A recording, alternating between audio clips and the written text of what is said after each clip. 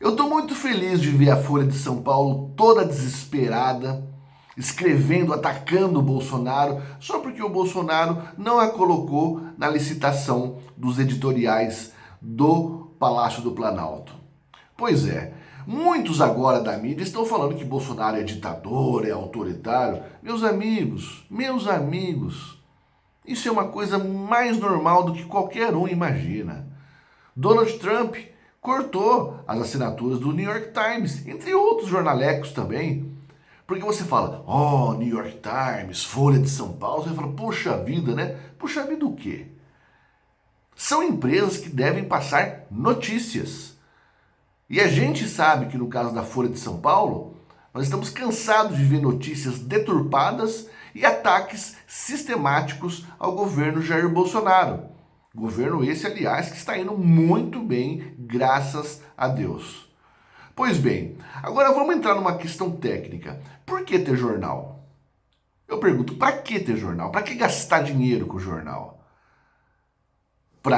Você paga para que eles noticiem coisas que acontecem ali mesmo em Brasília e ainda assim notícias falsas, notícias deturpadas, ataques sistemáticos, como eu acabei de falar.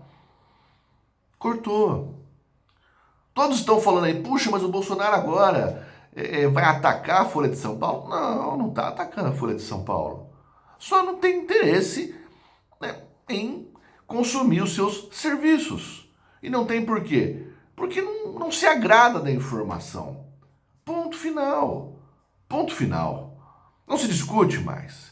E a Folha de São Paulo não precisa lançar notinha que eu vou ler agora aqui com vocês, né? Não precisa lançar essa notinha querendo pintar Bolsonaro como alguém autoritário, alguém ditador. No mundo capitalista, da meritocracia, a Folha de São Paulo não tem aí 100 anos de história? Ué, continue trabalhando, continue vendendo seus serviços. Não precisa do Estado pagar para que vocês continuem a sua jornada empresarial. Não há necessidade. Ou há necessidade? Que eu saiba, não há necessidade. E o governo é assim, meu amigo. Tem que cortar despesa, entendeu? Então começa o corte de despesas com coisas que são supérfluas e que não prestam. Então o corte da Folha de São Paulo já é o primeiro passo. Vamos lá. Inclusive o Bolsonaro foi questionado, né, na saída ali da sua residência. A Folha pergunta e eu respondo, não quero mais ler a Folha e ponto final. E tinha, como todos os dias, né, um monte de gente ali querendo tirar uma foto, dar um bom dia pro Bolsonaro. Todo mundo falou, eu também não, eu também não, eu também não. E acabou, e eu também não. Eu também não. Simples assim. Esse é o reflexo de um trabalho longo, contínuo, mal feito. Se fosse bem feito, não estaria com esse tipo de problema. E para fazer um trabalho bem feito, não precisa agradar o governo, bajular o governo. Faça as críticas, escute a outra parte, para não chegar nesse ponto lastimável, nesse fundo do poço. Então nós temos lá, a Folha de São Paulo publicou com o título Fantasia de Imperador. Bolsonaro é incapaz de compreender a impessoalidade da administração republicana. Eu vou ler alguns trechos aqui, só 2 ou 3, só para você entender como há capacidade, como é possível uma empresa que se diz tão grande, tão respeitável, como a Folha de São Paulo, fazer esse tipo de publicação que eu vou ler com vocês aqui. Aliás, eu peço para que você, antes de sair agora mesmo, dê o seu joinha, compartilhe o seu vídeo. É muito importante que você também apoie o canal para que ele possa ter o teu conteúdo espalhado para os 4 cantos do país. Posso contar com isso? Aspas. Jair Bolsonaro não entende nem nunca entenderá os limites da República. Não, primeira frase. Nem nunca entenderá. Qual é o sujeito que tem um mínimo de consciência e de inteligência pode afirmar que o presidente da República nunca entenderá alguma coisa? Isso aqui é cartinha de jornalistinha furreco de quinta série analfabeto. Trata-se de uma personalidade que combina leviandade e autoritarismo. Por quê? Mandou alguma coisa no jornal? Impôs alguma coisa ao jornal? Será preciso então que as regras do Estado Democrático de Direito lhe sejam impingidas de fora para dentro, como os limites que se dão a uma criança, porque ele não se contém, terá de ser contido pelas instituições da República, pelo sistema de freios e contrapesos que até agora tem funcionado na jovem democracia brasileira. Criança é quem digitou um texto desse. Tá bravinha porque não vai ter mais venda para o governo? Tá bravinha? Precisa do dinheiro público para poder vender os seus exemplares, as suas informações? Venda para o público, jornal. Você dá a notícia e compra quem quer. Não há absolutamente nada na nossa Constituição que obrigue o presidente a comprar o jornal Folha de São Paulo. Que putaria é essa? Continuando, o Palácio do Planalto não é uma extensão da Casa da Barra da Tijuca que o presidente mantém no Rio de Janeiro. Olha a baixaria, olha a mesquinharia. Extensão da Casa da Barra da Tijuca. Qual que é o fundamento, qual que é o propósito de uma frase como essa? Tem que ser muito pequeno para usar um espaço de um jornal que gostaria de ter algum crédito junto à sociedade. Olha que tipo de frase é colocada. Isso eu tenho vergonha alheia.